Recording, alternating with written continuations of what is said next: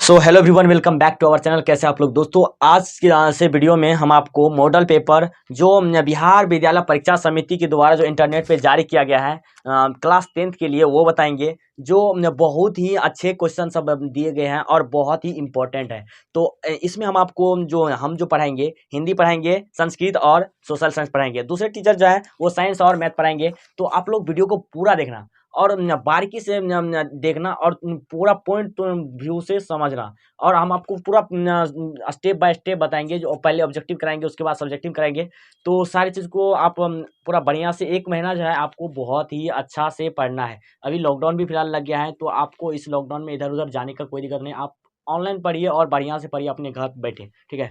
तो हम आपको पूरा जो सारे सब्जेक्ट का देने वाले हैं। तो आप चैनल को अभी तक सब्सक्राइब नहीं किए तो सबसे पहले सब्सक्राइब कर दिए और वीडियो को सबसे पहले लाइक कर दीजिए। तो चलिए सबसे पहले वीडियो को शुरू करते हैं आगे। तो चलिए क्वेश्चन नंबर 1 से शुरू करते हैं। क्वेश्चन नंबर 1 है, हिंद चीन में बसने वाले फ्रांसीसी कहे जाते थे। हिंद चीन में जो बसने वाले फ्रांसीसी थे उसको क्या कहे जाते थे? उसको कोलोन कहे जाते थे। जो इसका ऑप्शन हो जाएगा सी। तो हिंद चीन में बसने वाले फ्रांसीसी को क्या कहा जाता था?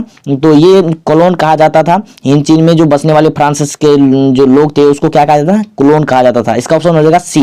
तो चलिए नेक्स्ट क्वेश्चन लेते हैं। क्वेश्चन नंबर 2, रोलेट एक्ट कब पारित हुआ था? रोलेट एक्ट 1919 ईस्वी में पारित हुआ था। इसका ऑप्शन हो जाएगा ए।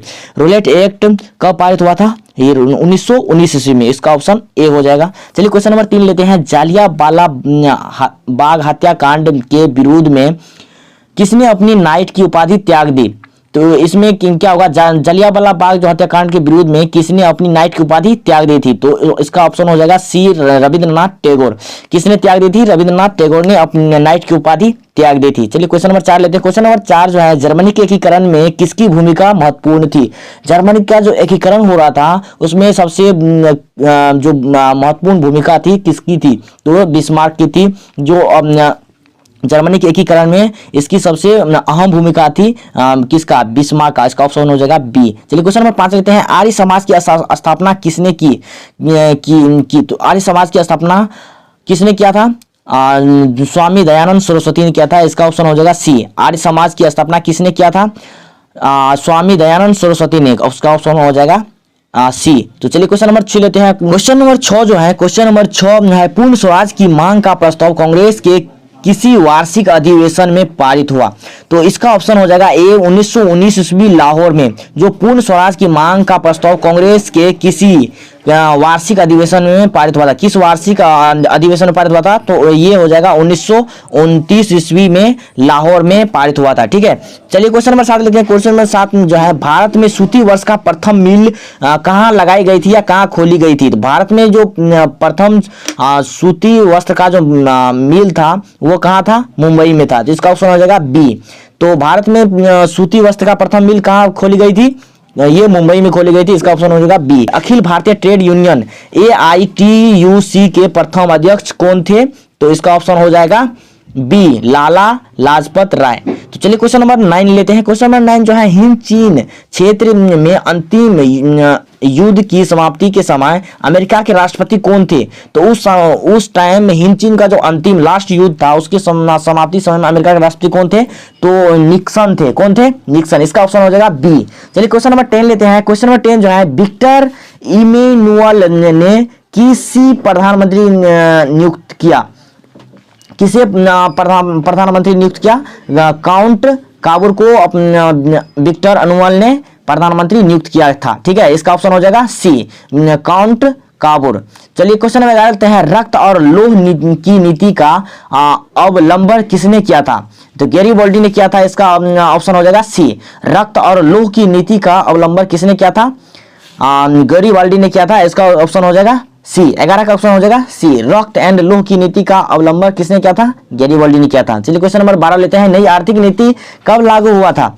नई आर्थिक नीति जो है 1921 ईस्वी में लागू हुआ था। ये आपको दिमाग में रखना है ना।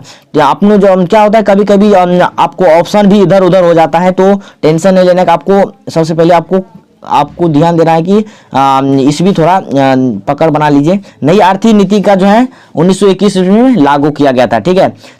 क्वेश्चन नंबर 13 जो है, क्वेश्चन नंबर 13 है इंडियन स्टेट यूरी कमीशन का अन्य नाम क्या है? अन्य नाम मतलब दूसरा नाम क्या है? इंडियन स्टेट यूरी कमीशन का दूसरा नाम क्या है? तो इसका दूसरा नाम है साइमन कमीशन। इसका दूसरा नाम क्या है? Simon commission. तो इंडियन स्टेट यूरी कमीशन का दूसरा नाम क्या है? Simon commission. इसका ऑप्शन हो जाएगा बी। तो चलिए क्वेश्चन नंबर 14 है, क्वेश्चन नंबर 14 है महात्मा गांधी ने किस समाचार पत्र का संपादन किया था? तो महात्मा गांधी ने किस समाचार पत्र का संपादन किया था? Young India. किसका संपादन किया था? यंग इंडिया समाचार पत्र का संपादन किया था। इसका ऑप्शन हो जाएगा बी। तो चलिए क्वेश्चन नंबर 15 लेते हैं, गुटेनबर्ग ने सर्वप्रथम किस पुस्तक की छपाई की थी? गुटेनबर्ग ने सर्वप्रथम किस पुस्तक की छपाई की थी? बाइबिल की छपाई की थी। ध्यान में रखना आपको, गुटेनबर्ग ने सर्वप्रथम किस पुस्तक की छपाई की थी? बाइबिल की छपाई की थी। इसका ऑप्शन हो जाएगा सी। तो चलिए क्वेश्चन नंबर 16 लेते हैं, अशोक का अभिलेख किस लिपि में है? अशोक का जो अभिलेख है किस लिपि में है? तो ब्राह्मी लिपि में होगा, जिसका ऑप्शन हो जाएगा ए। ठीक है, तो चलिए क्वेश्चन नंबर 17 लेते हैं, बंगाल विभाजन कब वापस लिया गया था? बंगाल विभाजन कब वापस लिया गया था? बंगाल विभाजन 1905 ईस्वी में वापस लिया गया था। तो इसको आपको थोड़ा सा ईस्वी को दिमाग में रखना है जिससे आपको दिक्कत ना हो। बंगाल विभाजन कब वापस लिया गया था? बंगाल विभाजन 1905 ईस्वी में वापस लिया गया था। इसका ऑप्शन हो जाएगा ए। तो चलिए क्वेश्चन नंबर 18 लेते हैं, क्वेश्चन नंबर 18 जो है, रूस में कब दासत्व समाप्त किया गया? दास का मतलब होता है यहाँ पे दास प्रथा। ठीक है, तो रूस में कब दास समाप्त किया गया? तो इसमें होगा 1861 ईस्वी में।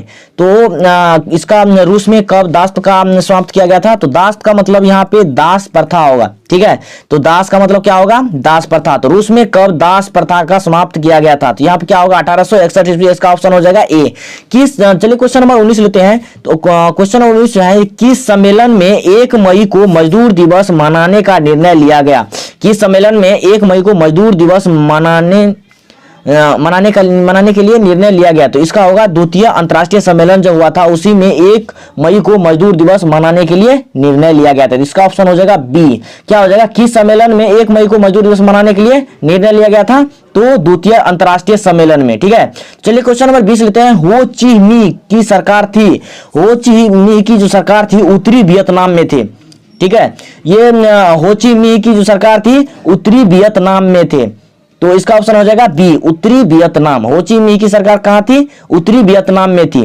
तो इसका ऑप्शन हो जाएगा बी। तो चलिए क्वेश्चन नंबर 21 लेते हैं, वार एंड पीस किसकी लिख है या रचना है?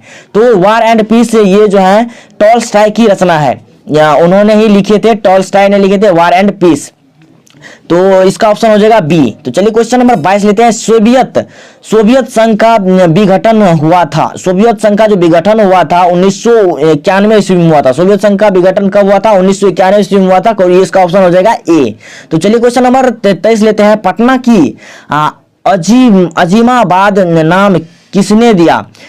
पटना में जो पटना को अजीमाबाद नाम किसने दिया? बाबर ने ही दिया था। पटना को अजीमाबाद नाम किसने दिया? बाबर ने दिया था। इसका ऑप्शन हो जाएगा सी, पाटलिपुत्र। चलिए क्वेश्चन नंबर 24 लेते हैं, पाटलिपुत्र नगर की स्थापना किसने की? तो पाटलिपुत्र नगर की स्थापना चंद्रगुप्त मौर्य ने ही किए थे। उन्होंने ही पाटलिग्राम को अपनी राजधानी बनाए थे, चंद्रगुप्त मौर्य ने। तो इसका ऑप्शन हो जाएगा बी। तो चलिए क्वेश्चन नंबर 25 लेते हैं। क्वेश्चन नंबर 25 जो है, भारत में राष्ट्रीय आय की गणना किस संस्था द्वारा की जाती है? भारत में राष्ट्रीय आय की गणना किस संस्था द्वारा की जाती है? तो केंद्रीय सांख्यिकी संगठन के द्वारा की जाती है। तो इसका ऑप्शन हो जाएगा ए। भारत में राष्ट्रीय आय की गणना किस संस्था द्वारा किया जाता है? तो केंद्रीय सांख्यिकी संगठन संस्था के द्वारा की जाती है राष्ट्रीय आय की गणना। तो इसका ऑप्शन हो जाएगा ए। तो चलिए क्वेश्चन नंबर 26 लेते हैं। क्वेश्चन नंबर 26 जो है, क्वेश्चन नंबर 26 है, योजना आयोग का गठन कब हुआ था? योजना आयोग का जो गठन हुआ था 15 मार्च 1950 ईस्वी में हुआ था। कब हुआ था? 15 मार्च 1950 में योजना आयोग का गठन हुआ था। योजना आयोग का गठन कब हुआ था? 15 मार्च 1950 में। इसका ऑप्शन हो जाएगा ए। चलिए क्वेश्चन नंबर 27 लेते हैं, उत्पादन की साधनों पर निजी व्यक्तियों का स्वामित्व होता है। ये जो होता है उत्पादन की साधनों पर निजी व्यक्तियों का स्वामित्व, निजी व्यक्तियों का हक किस पे होता है? पूंजीवादी अर्थव्यवस्था पे। किस पे होता है? पूंजीवादी अर्थव्यवस्था होता है। इसका ऑप्शन हो जाएगा बी। क्वेश्चन नंबर 28 जो है, क्वेश्चन नंबर 28 है, गैस और बिजली उत्पादन किस क्षेत्र का अंग है? तो ये है द्वितीय क्षेत्र का अंग। गैस और बिजली द्वितीय क्षेत्र का अंग है। उत्पादन किस क्षेत्र का अंग है? द्वितीय क्षेत्र का अंग है। गैस और बिजली उत्पादन किस क्षेत्र का अंग है? द्वितीय क्षेत्र का अंग है। इसका ऑप्शन हो जाएगा बी। चलिए क्वेश्चन नंबर 29 लेते हैं। बांग्लादेश, बांग्लादेश का मुद्रा क्या है? बांग्लादेश का मुद्रा सभी जानते हैं टाका है। क्या है? टाका है। इसका ऑप्शन हो जाएगा बी। चलिए क्वेश्चन नंबर 30 लेते हैं। प्रोफेसर मोहम्मद यूनुस का संबंध किस देश से है? प्रोफेसर मोहम्मद यूनुस का संबंध किस देश से है? ये बांग्लादेश से है। किस देश से है? बांग्लादेश से है। इसका ऑप्शन हो जाएगा सी। तो चलिए क्वेश्चन नंबर 31 लेते हैं। क्वेश्चन नंबर 31 जो है, प्राथमिक कृषि साख समिति कृषकों को किस प्रकार का ऋण प्रदान करती है? प्राथमिक कृषि साख समिति कृषकों को किस प्रकार का ऋण प्रदान करती है? तो अल्पकालीन ऋण जो है प्रदान करती है। ठीक है, इसका ऑप्शन हो जाएगा ए। तो क्वेश्चन नंबर 32 है। क्वेश्चन नंबर 32 है, जवाहर रोजगार योजना किस वर्ष प्रारंभ हुई? तो जवाहर रोजगार योजना 1989 ईस्वी में प्रारंभ हुई थी। ठीक है, तो ये क्वेश्चन नंबर 32 का ऑप्शन हो जाएगा सी, 1989। तो चलिए क्वेश्चन नंबर 33 लेते हैं। मनरेगा में एक वर्ष में कितने दिन का रोजगार देने की गारंटी दी जाती है? मनरेगा में जो होता है एक वर्ष में कितने दिन रोजगार देने की गारंटी दी जाती है? तो 100 दिन की। कितने दिन की? 100 दिन की। तो इसका ऑप्शन हो जाएगा 33 का डी। चलिए क्वेश्चन नंबर 34 लेते हैं। उपभोक्ता संरक्षण के लिए कितने राज्य आयोग हैं? उपभोक्ता संरक्षण के लिए कितने राज्य आयोग है? तो इसका ऑप्शन हो जाएगा ए, 582। ठीक है, चलिए क्वेश्चन नंबर 35 लेते हैं। प्रोफेसर पीसी मल्लाहानोविस की अध्यक्षता किस समिति का गठन किया गया? तो इसका सही आंसर हो जाएगा राष्ट्रीय आय समिति। इसका क्या आंसर हो जाएगा? राष्ट्रीय आय समिति। इसका ऑप्शन नंबर ए। चलिए क्वेश्चन नंबर 36 लेते हैं। क्वेश्चन नंबर 36 लेते हैं। उपभोग व्यय और बचत का योग कहलाता है। तो ये बचत होगा यहाँ पे, तो काट के बचत कर लीजिएगा। तो उपभोग व्यय और बचत का योग कहलाता है, तो आय कहलाता है। क्या कहलाता है? आय। उपभोग व्यय और बचत की योग के डैश कहते हैं। क्या कहते हैं? आय कहते हैं। तो इसका राइट आंसर हो जाएगा बी। तो चलिए क्वेश्चन नंबर 33 लेते हैं। क्वेश्चन नंबर 33 है, निम्न में से कौन आर्थिक क्रिया का चक्रीय प्रवाह है? तो इसका आंसर हो जाएगा व्यय। क्या हो जाएगा? व्यय। इसमें निम्न में कौन आर्थिक क्रिया का चक्रीय प्रभाव है? तो इसका राइट आंसर हो जाएगा बी, व्यय। 37 का बी। चलिए क्वेश्चन नंबर 38 लेते हैं। क्वेश्चन नंबर 38 जो है, भारत में सर्वप्रथम राष्ट्रीय आय का अनुमान कब लगाया गया? भारत में सर्वप्रथम राष्ट्रीय आय का अनुमान कब लगाया गया? तो इसका राइट आंसर हो जाएगा 1868 ईस्वी में। 1868 ईस्वी में इसका आंसर हो जाएगा बी। भारत में सर्वप्रथम राष्ट्रीय आय का अनुमान कब लगाया गया? 1868 ईस्वी में, ऑप्शन बी। तो इसका आंसर हो जाएगा बी। चलिए क्वेश्चन नंबर 39 लेते हैं। निम्न में कौन सहकारिता का मूलभूत तत्व नहीं है? सहकारिता का मूलभूत तत्व नहीं है, तो इसका राइट आंसर हो जाएगा नैतिक और सामाजिक तत्व। नैतिक और सामाजिक तत्व, इसका आंसर हो जाएगा सी। तो चलिए क्वेश्चन नंबर 40 लेते हैं। इनमें से कौन गैर आर्थिक संरचना है? तो स्वास्थ्य है गैर आर्थिक संरचना। ठीक है, उसके बाद सब आर्थिक संरचना है, तो इसका राइट आंसर हो जाएगा 40 का सी। चलिए क्वेश्चन नंबर 41 लेते हैं। संविधान का 74वां संशोधन संबंधित है, तो ये राज्य स्तरीय शासन व्यवस्था से संबंधित है। 74वां संशोधन किससे संबंधित है? राज्य स्तरीय शासन व्यवस्था से। तो चलिए क्वेश्चन नंबर 42 लेते हैं। बिहार में एक नगर में अधिकतम कितने वार्ड हो सकते हैं? तो बिहार में एक नगर में सबसे ज्यादा जो वार्ड होंगे 75 होंगे। कितने होंगे? 75। इसका राइट आंसर हो जाएगा डी। तो चलिए क्वेश्चन नंबर 43 लेते हैं। क्वेश्चन नंबर 43 है, चिपको आंदोलन संबोधित है। चिपको आंदोलन सुंदर लाल बहुगुणा से संबंधित है ना। तो सुंदर लाल बहुगुणा चिपको आंदोलन से संबंधित है। चलिए क्वेश्चन नंबर 44 लेते हैं। नेपाल में सप्तदलीय गठबंधन क्यों किया गया? नेपाल में सप्तदलीय गठबंधन क्यों किया गया? नेपाल में इसका राइट आंसर हो जाएगा लोकतंत्र की स्थापना हेतु। लोकतंत्र की स्थापना हेतु नेपाल में सप्तदलीय गठबंधन क्यों किया गया? लोकतंत्र की स्थापना हेतु। चलिए इसका राइट आंसर हो जाएगा ए। तो चलिए क्वेश्चन नंबर 45 लेते हैं। बहुजन समाज पार्टी की स्थापना किसने की थी? बहुजन समाज पार्टी की स्थापना किसने की थी? कांसीराम ने। किसने किया था? कांसीराम ने किया था। कांसीराम ने किया था बहुजन समाज पार्टी की स्थापना। चलिए क्वेश्चन नंबर 46 लेते हैं। दल बदल कानून लागू होता है। दल बदल कानून किस पे लागू होता है? संसदों और विधायकों पर। ये इसका 46 का ऑप्शन हो जाएगा ए। दल बदल कानून संसदों और विधायकों पर लागू होता है, इसका राइट आंसर हो जाएगा ए। तो चलिए क्वेश्चन नंबर 47 लेते हैं, झारखंड बिहार से कब अलग हुआ या पृथक हुआ। यहाँ पे होगा झारखंड बिहार से कब अलग हुआ था, तो 15 नवंबर 2000 ईस्वी को।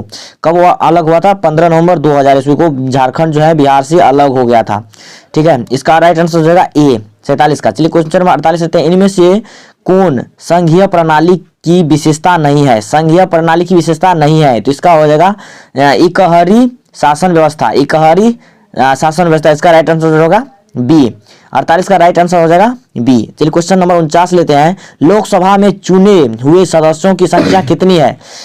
लोकसभा में चुने हुए सदस्यों की संख्या कितनी है, 543। कितनी है, 543 सीटें हैं। ठीक है, तो इसका राइट आंसर हो जाएगा बी। लोकसभा में चुने हुए सदस्यों की संख्या कितनी है, 543। तो चलिए क्वेश्चन नंबर 50 है, पूर्व में बांग्लादेश जाना जाता था। पूर्व में बांग्लादेश, पहले बांग्लादेश किस नाम से जाना जाता था, तो पूर्वी पाकिस्तान के नाम से जाना जाता था। तो इसका राइट आंसर हो जाएगा सी, पूर्वी पाकिस्तान। ठीक है, पहले बांग्लादेश किस नाम से जाना जाता है, पूर्वी पाकिस्तान। तो चलिए क्वेश्चन नंबर 51 लेते हैं, वेस्ट इंडीज संघ की स्थापना हुई थी। वेस्ट इंडीज संघ की स्थापना 1958 ईस्वी में हुआ था। इसका राइट आंसर हो जाएगा डी।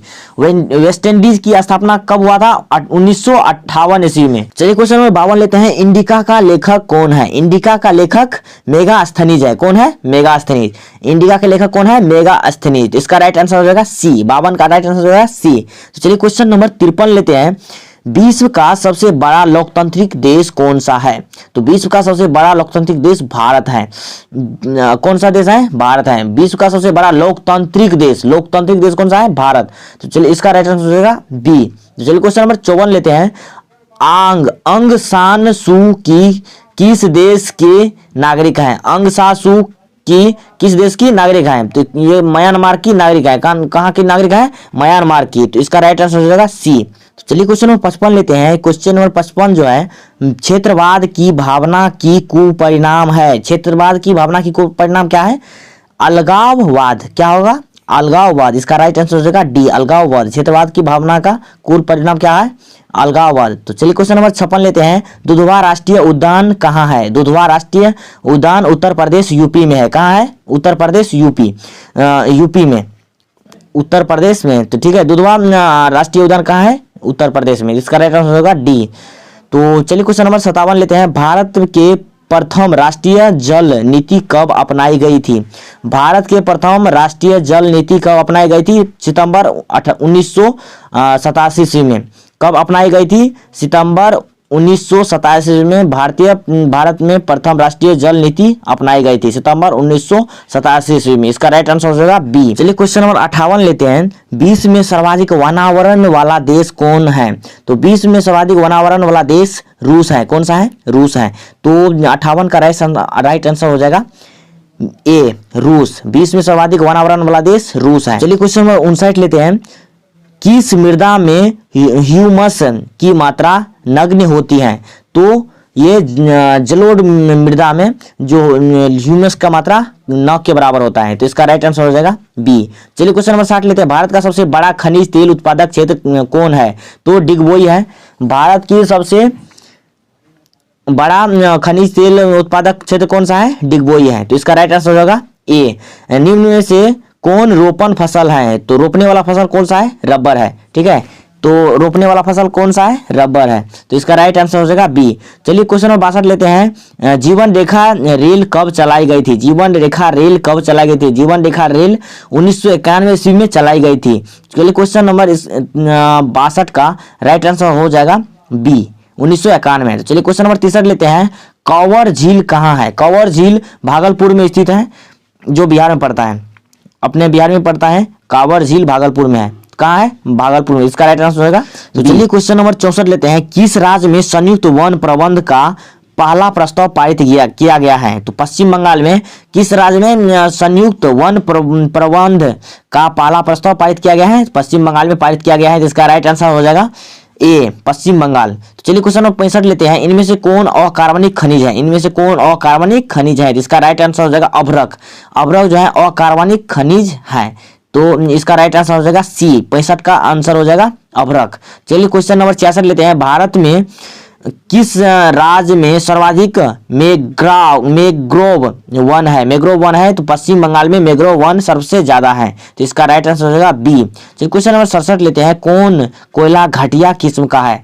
पीट कोयला सबसे घटिया किस्म का माना जाता है, ठीक है। उसके बाद चलिए क्वेश्चन नंबर 68 लेते हैं। भारत में चाय की कृषि कहाँ शुरू हुई थी? भारत में चाय की कृषि कहाँ शुरू हुई थी? असम में चाय की सबसे ज्यादा उत्पादन होती है, वहीं से शुरू हुई थी। चलिए इसका सही आंसर क्या हो जाएगा? सी, असम। भारत में चाय कहाँ सबसे ज्यादा उत्पादन होता है? असम में ही होता है, तो इसका सही आंसर हो जाएगा सी। चलिए क्वेश्चन नंबर 69 लेते हैं। पाइराइट किस प्रकार का खनिज है? पाइराइट जो है अधात्विक खनिज है, तो इसका सही आंसर हो जाएगा बी। चलिए क्वेश्चन नंबर 70 लेते हैं। भारत का पहला परमाणु शक्ति संयंत्र कहाँ कौन है? तो तारापुर है पहला परमाणु शक्ति संयंत्र, तो तारापुर है, तो इसका 70 का आंसर हो जाएगा ए। चलिए क्वेश्चन नंबर 71 लेते हैं।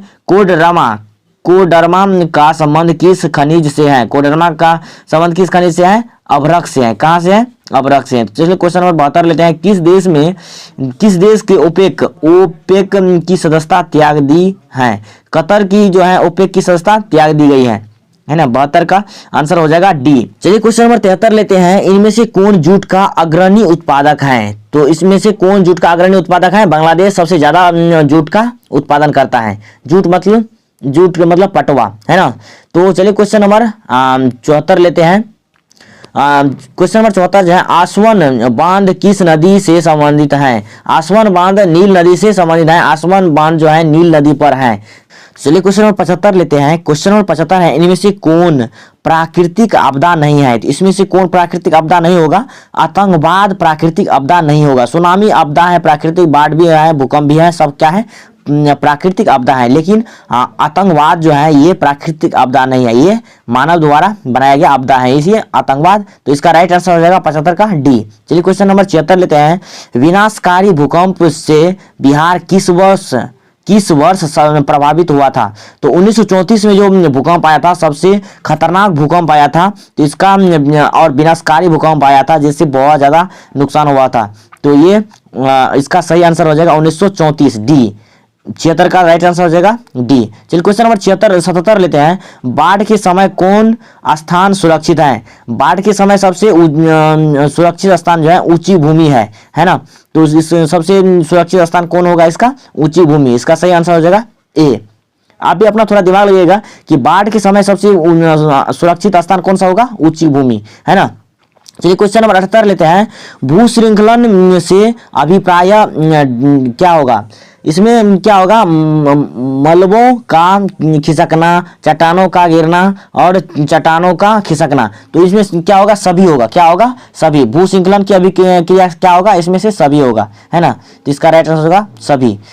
चलिए क्वेश्चन नंबर 79 लेते हैं। क्वेश्चन नंबर 79 है, आकस्मिक प्रबंध का प्रमुख घटक है।